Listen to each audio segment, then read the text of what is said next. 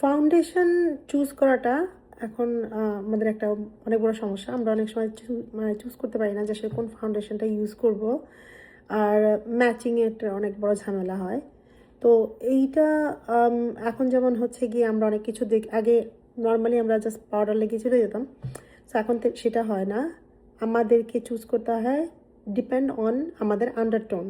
So অনেকেই বলতে পারেন যে আন্ডারটোনটা আসলে কি?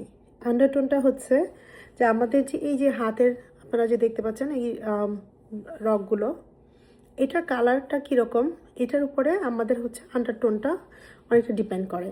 কারণ হচ্ছে আন্ডারটোনটা রিফ্লেক্ট করে আমাদের স্কিনের উপরে।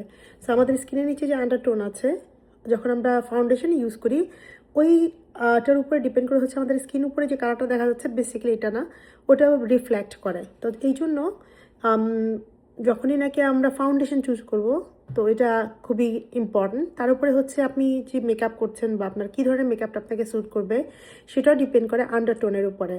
ধরেন গিয়ে হয়তো বা আপনার সিলভার কালারগুলো আপনাকে স্যুট করছে বা সিলভার হোয়াইট এই জিনিস জাতীয় কালারগুলো আপনাকে বেশি সুন্দর লাগে। আবার হয়তো বা দেখা গেছে যে গোল্ডেন কালারটা আপনাকে ভালো লাগছে অথবা দুইটাই ভালো লাগছে।